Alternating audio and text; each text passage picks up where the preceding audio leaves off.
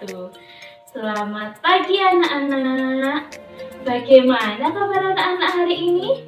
Semoga anak-anak semua selalu dalam keadaan sehat walafiat tanpa kurang suatu apapun. Amin. Nah, hari ini kita akan belajar bersama. Perkenalkan, nama Ibu Pramesti Arumingtyas, atau bisa kalian panggil Bu Arum. Nah, untuk mengawali kegiatan pembelajaran hari ini, marilah kita berdoa menurut agama dan kepercayaan masing-masing. Nah, kalian posisikan diri terlebih dahulu. Untuk memposisikan diri kalian, Bu Guru mempunyai satu tepuk. Begini tepuknya. 1, 2, 3. Tepuk jari 1 tuh, tepuk jari 2, tepuk jari 3, tepuk jari 4, tepuk jari 5, bertepuk semua. Duduk yang rapi dan mulai berdoa. Di tempat duduk, siap, gerak, berdoa, mulai. Berdoa selesai. Selamat pagi anak-anak. Bagaimana kabar kalian hari ini? Nah, pada masa pandemi COVID-19 ini, kita harus selalu menjaga protokol kesehatan agar kalian lebih mudah dalam memahami protokol kesehatan. Kita lakukan tepuk dulu yuk. Bu Guru mempunyai tepuk 3M. Tepuk 3M. Pakai masker, cuci tangan, jaga jarak, sehat semangat. Ya, kalian Ibu harapkan selalu menaati protokol kesehatan dimanapun kalian berada. Nah, hari ini kita akan belajar tentang KD berikut ini. Yang kita akan pelajari adalah materi tentang gaya. Ada yang tahu apa itu gaya? Silahkan berpendapat. Ya, gaya adalah sebuah tarikan atau dorongan. Sebuah tarikan atau dorongan. Gaya dapat mempengaruhi benda melalui sifat-sifatnya. Simaklah video berikut. Bagi anak-anak hebat, bertemu kembali dengan Bu Arum. Hari ini kita akan mengenal tentang gaya mempunyai sifat. Yang pertama, gaya dapat membuat benda yang bergerak menjadi diam. Contohnya seperti ini. Nah, ketika kamu tangkap berarti menjadi diam. Yang kedua, gaya dapat mempengaruhi arah benda. Nah, awalnya bola ini di depan Bu Guru. Lalu Bu Guru lempar ke samping. Berarti gaya sudah merubah arah benda. Yang ketiga, gaya dapat mempengaruhi bentuk benda. Bu Guru mempunyai botol air mineral yang sudah tidak terpakai seperti ini. Lalu Bu Guru ingin membuangnya. Sebelum dibuang, Bu Guru akan meremas botol ini supaya tidak digunakan oleh orang lain.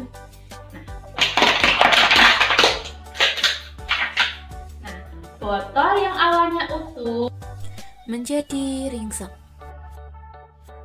Anak-anak, ternyata jenis-jenis gaya itu ada berbagai macam. Nah, agar anak-anak lebih mudah dalam memahaminya, Bu Guru mempunyai satu buah lagu tentang jenis-jenis gaya. Nah, lihatlah contoh berikut. Gaya otot, otot, otot, gaya listrik, listrik, gaya magnet, magnet, gravitasi, gravitasi, gravitasi, gaya gesek, sek gesek, sek gesek, dan gaya pegas, gas pegas, gas pegas. Itu semua jenis-jenis gaya.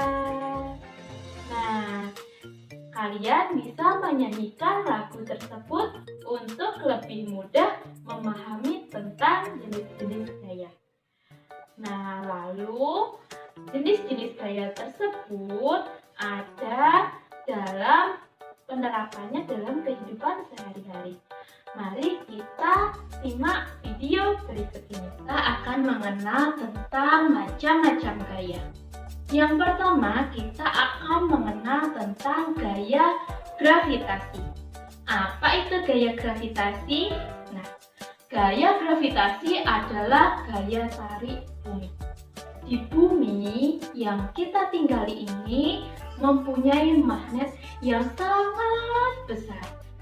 Nah, magnet yang sangat besar di dalam bumi itu disebut gaya gravitasi atau gaya tarik bumi. Gaya tarik bumi menyebabkan benda-benda yang jatuh itu jatuh ke tanah atau jatuh ke bawah. Contohnya di sini ibu mempunyai jeruk lemon. Bu guru akan jatuhkan jeruk ini. Maka jatuhnya jeruk ini akan ke bawah. Kita buktikan. Nah, yang kedua kita akan mengenal tentang gaya magnet. Guru mempunyai magnet dan paku.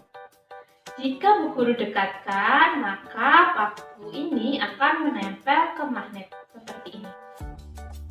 Terlihat? Nah, seperti ini.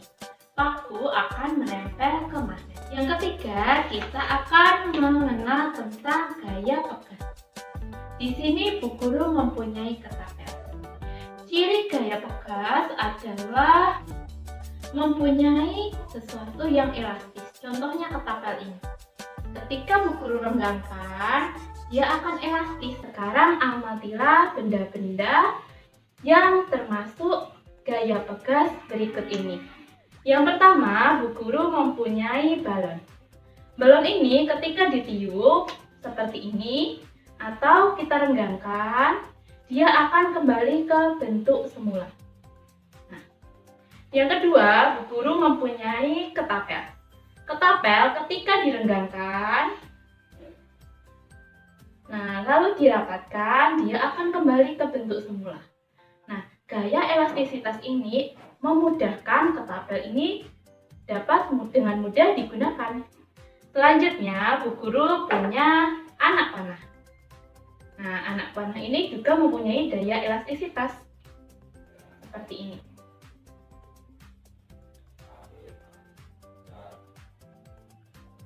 Nah, selanjutnya Bu Guru mempunyai contoh lain, yaitu pada bolpen mekanik seperti ini. Ketika bolpen mekanik ini ditekan, maka ia dapat digunakan. Kalau sudah selesai, bolpen ini dapat ditekan kembali seperti ini. Nah, kenapa bolpen ini dapat digunakan? Nah, karena dia mempunyai pir di dalamnya. Pir di dalamnya mempunyai daya elastisitas seperti ini. Nah, selanjutnya Bu Guru punya contoh yang lain. Nah, di sini Bu Guru mempunyai rok. Pada rok atau celana kalian itu menggunakan karet. Nah, tujuannya agar dengan nyaman digunakan. Nah, karet ini juga mempunyai daya elastisitas seperti ini. Nah, contoh yang lain adalah pada ban. Nah, ini adalah contoh ban sepeda yang telah dilepas. Ban ini juga memanfaatkan gaya pegas yang mempunyai daya elastisitas. Ketika ban ini direnggangkan, maka dia akan merenggang. Dan ketika dirapatkan akan kembali ke bentuk semula. Nah, tujuan penggunaan daya elastisitas pada ban agar ketika kalian pada tanjakan atau turunan, kalian akan merasakan nyaman dan tidak merasakan getaran yang terlalu kencang seperti itu. Nah, contoh yang lebih modern pada penggunaan gaya pegas adalah pada motor seperti berikut. Nah, bagian motor yang menggunakan gaya pegas adalah pada skop. Bisa kalian lihat pada contoh berikut. Elastis itu ada juga gaya gesek. Nah, ketika kalian menggesekkan tangan kalian, ini disebut gaya gesek. Apa contoh peristiwa sehari-hari yang memanfaatkan gaya gesek? Lihatlah contoh berikut. Yang pertama, ketika kalian menggosokkan dua tangan kalian supaya badan kalian hangat. Ketika kalian mempunyai kayu, kemudian kalian ingin membuat kerajinan dari kayu, kalian mengamplas kayu tersebut. Maka akan timbul gaya gesek. Cuci piring seperti ini. Maka terjadi gesekan dua buah benda, yaitu antara spons dan piring. Jika kalian menghapus pada papan tulis atau pada buku tulis kalian seperti ini, maka hal ini memanfaatkan gaya gesek. Nah, ketika kalian mengerem sepeda, maka timbul gaya gesek antara roda sepeda dan rem. Selanjutnya, ketika kalian berjalan menggunakan sepatu seperti ini, pada bagian belakang sepatu atau bawah sepatu, maka terdapat ukiran-ukiran. Nah, karena ini permukaannya kasar, maka fungsi dari alas sepatu ini untuk memperbesar gaya gesek. Supaya apa, anak-anak? Ya, supaya kalian tidak mudah tergelincir. Listrik. Contohnya adalah pada peralatan listrik yang mengubah energi listrik menjadi energi lain. Misalnya, pada kipas angin berikut. Ketika kalian menghubungkan kipas angin ke listrik, baling-baling kipas angin tersebut akan berputar. Berarti kipas angin mengubah energi listrik menjadi energi gerak. Lalu yang kedua ada bola lampu seperti berikut. Nah, ketika kalian menyalakan saklar, artinya kalian menghubungkan ke listrik. Lalu bola tersebut menyala. Artinya terjadi perubahan dari energi listrik berubah menjadi energi apa, anak-anak? Cahaya. Iya, betul. Terakhir ada gaya otot. Ketika Bu Guru mengangkat botol minum, maka Bu Guru menggunakan otot lengan Bu Guru. Namanya gaya otot. Lalu ketika Bu Guru menendang bola, seperti gambar berikut. Nah, berarti Bu Guru menggunakan gaya otot. Yang digunakan otot apa, anak-anak? Iya, otot kaki. Selamat datang di seri pendalaman materi tentang gaya. Kalian tadi sudah belajar berbagai materi tentang gaya. Sekarang kita ingat-ingat lagi, kita perdalam lagi pemahaman kalian tentang materi gaya. Sudah siap, anak-anak? Ayo kita mulai. Yang pertama, kita coba ingat-ingat lagi pengertian gaya. Apa pengertian gaya yang anak-anak ketahui? Coba lihatlah gambar tersebut. Gaya adalah tarikan atau dorongan. Betul, pinter. Lalu, kita juga telah belajar sifat-sifat gaya. Ada apa saja? Yang pertama, membuat benda bergerak menjadi diam. Betul, seperti yang ditunjukkan pada anak yang sedang mengerem sepeda. Kemudian yang kedua, merubah arah benda pada anak yang sedang menendang bola. Bola tersebut akan berubah arah ketika ditendang dan melintir. Yang ketiga, merubah bentuk benda. Ketika kalian bermain plastisin dan kalian mengubah plastisin menjadi bentuk yang kalian inginkan, seperti patung, hewan, buah-buahan, dan lain sebagainya. Selanjutnya, kita ingat-ingat lagi jenis-jenis gaya. Ada gaya otot, kemudian gaya listrik, gaya magnet, gaya gravitasi, gaya pegas, dan gaya gesek. Seperti lagu yang telah kita nyanyikan. Gaya otot, otot, gaya listrik, listrik, gaya magnet, magnet, gravitasi, gaya pegas, dan gaya gesek, gesek. Itu semua jenis-jenis gaya. Diingat-ingat lagi ya. Kemudian, anak-anak coba lihat. Ada gambar anak yang sedang bermain ketapel. Apa ya yang menyebabkan ketapel dapat melontarkan peluru? Betul, karena adanya gaya pegas. Kemudian gambar kedua, ada gambar bolam lampu. Apa ya yang kira-kira menyebabkan bolam lampu dapat menyala? Ya, karena adanya gaya listrik. Pintar. Selanjutnya, lihatlah gambar anak yang sedang memegang magnet. Magnet tersebut dapat menarik jarum atau paku.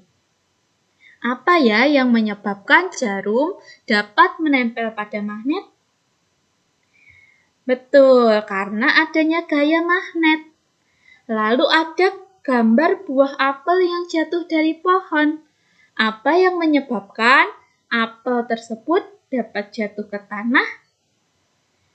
Betul, karena pengaruh gaya gravitasi.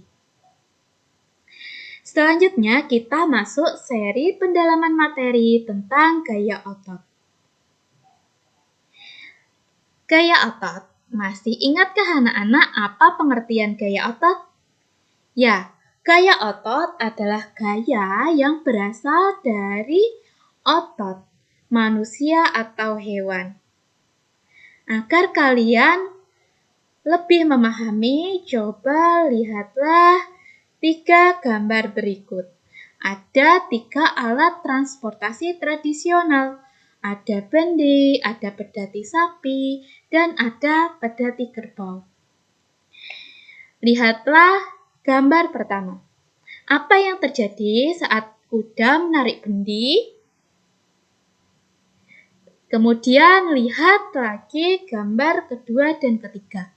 Apa yang terjadi saat sapi dan kerbau menarik pedati? Ya, saat hewan-hewan tersebut menarik alat transportasi tradisional, yang terjadi adalah alat transportasi tersebut bergerak. Betul. Nah, mengapa ya alat tradisional tersebut dapat bergerak? Karena ditarik oleh hewan. Nah, apa gaya yang bekerja pada ketiga alat transportasi tersebut? Gaya otot yang berasal dari apa anak-anak? Ya, yang berasal dari kuda, dari sapi, dan dari kerbau. Kita masuk pendalaman materi gaya pegas. Masih ingatkah anak-anak apa pengertian gaya pegas? Gaya pegas adalah kekuatan tarikan atau dorongan pada benda-benda yang bersifat elastis. Pintar. Kemudian ada contoh-contoh gaya pegas. Masih ingat apa tidak? Yang pertama ada gambar apa? Ya betul, ballpoint mekanik. Yang kedua yang warna-warni. Balon, pinter. Yang ketiga ada karet rambut. Selanjutnya ada ketapel. Lalu ada tir pegas, ban atau roda sepeda, skok sepeda, dan spring bed. Semua benda-benda ini ketika direnggangkan, dia akan dapat kembali ke bentuk semula. Selanjutnya, pendalaman materi gaya listrik. Apakah kalian masih ingat apa pengertian gaya listrik? Ya, gaya listrik adalah gaya yang timbul karena adanya benda bermuatan listrik. Nah, cara kerja gaya listrik adalah saat benda dihubungkan ke arus listrik yang mengalir dari kutub positif ke kutub negatif.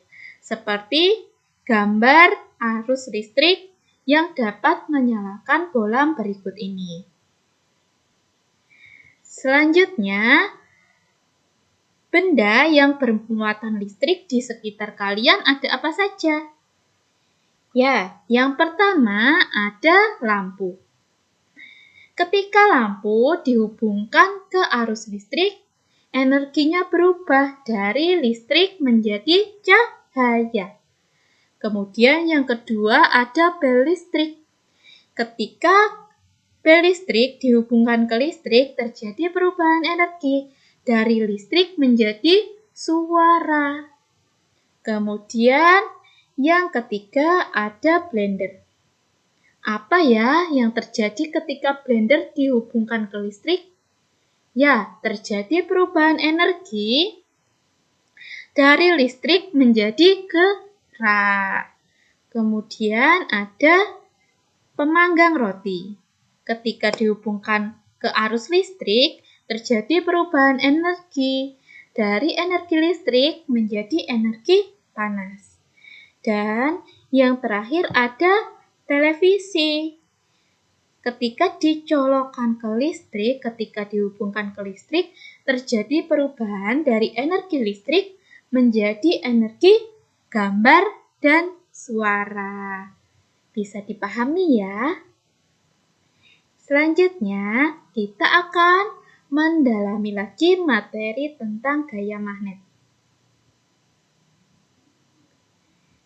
Apa pengertian gaya magnet?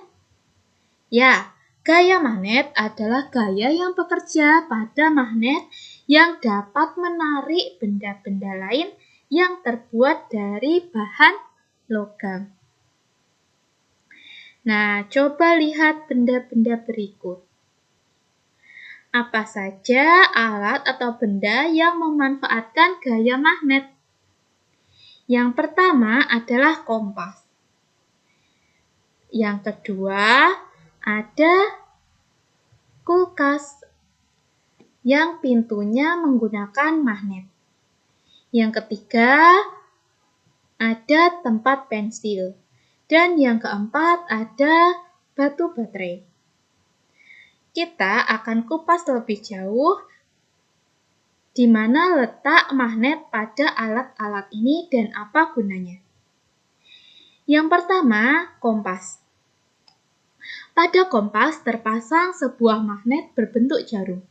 Jika diletakkan mendatar, jarum kompas akan selalu menunjuk arah utara dan selatan. Kompas ini berguna untuk menunjukkan arah. Yang kedua, magnet pada pintu kulkas. Gunanya adalah agar pintu kulkas dapat menutup dengan rapat, sehingga dapat menjaga kualitas bahan makanan yang disimpan di dalamnya. Selanjutnya ada tempat pensil. Tempat pensil juga menggunakan magnet agar dapat menutup dengan rapat. Dan ada juga magnet pada batu baterai. Baterai merupakan salah satu benda yang memanfaatkan magnet untuk bisa menghasilkan energi listrik. Jadi, magnet pada batu baterai terletak di dalamnya. Kemudian, kita sudah belajar tentang benda-benda yang dapat ditarik magnet tadi. Ada benda-benda yang terbuat dari bahan logam. Pintar. Nah, benda-benda yang terbuat dari bahan logam dari gambar ini apa saja? Di sini ada benda peniti, ada jarum, kertas, paku, pensil, dan penggaris besi. Pilihlah benda-benda logam yang dapat ditarik magnet. Ayo kita pilih bersama-sama.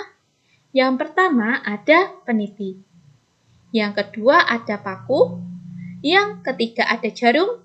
Dan yang terakhir ada penggaris besi. Benda-benda yang terpilih ini terbuat dari bahan logam dan bisa ditarik oleh magnet. Nah, benda-benda yang ditarik oleh magnet terbuat dari bahan logam. Betul. Kita masuk pendalaman materi gaya gravitasi.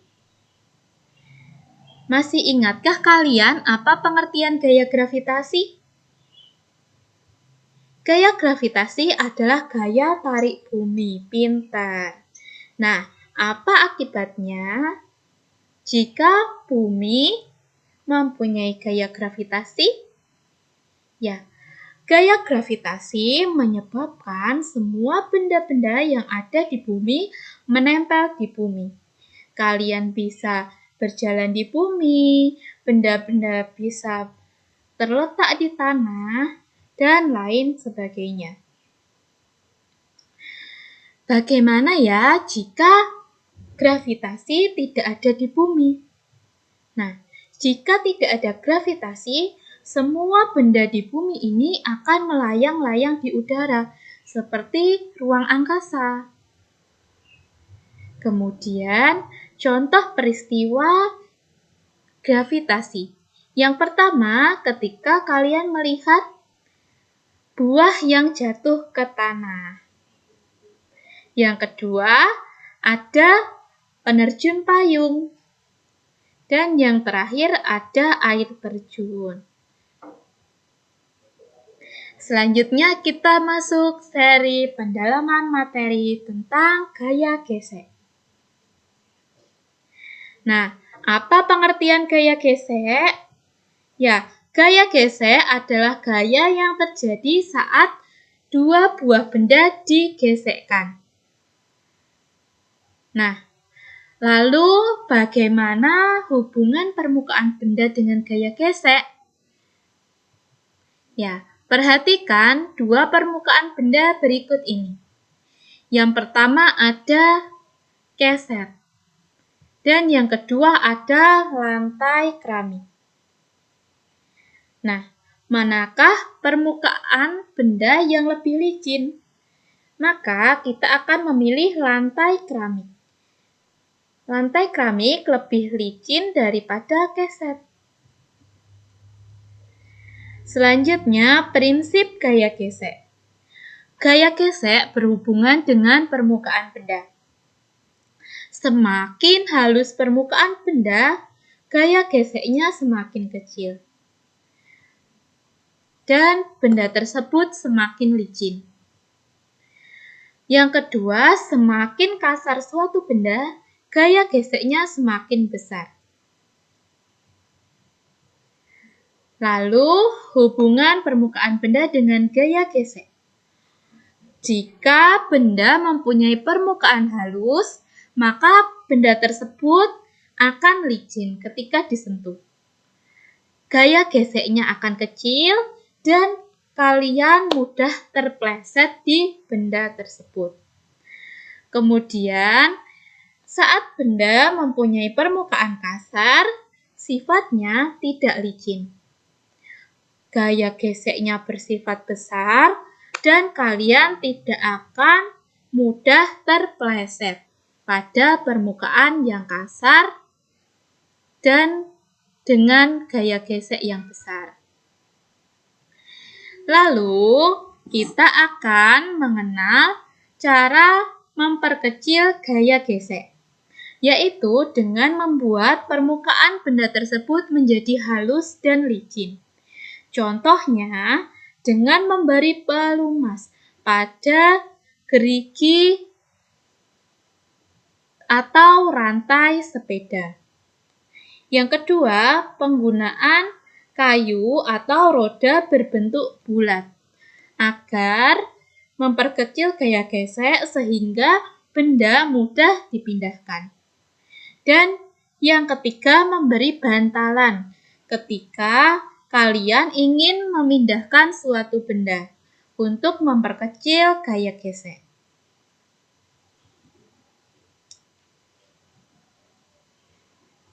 Nah, selanjutnya, sebaliknya, bagaimana cara memperbesar gaya gesek?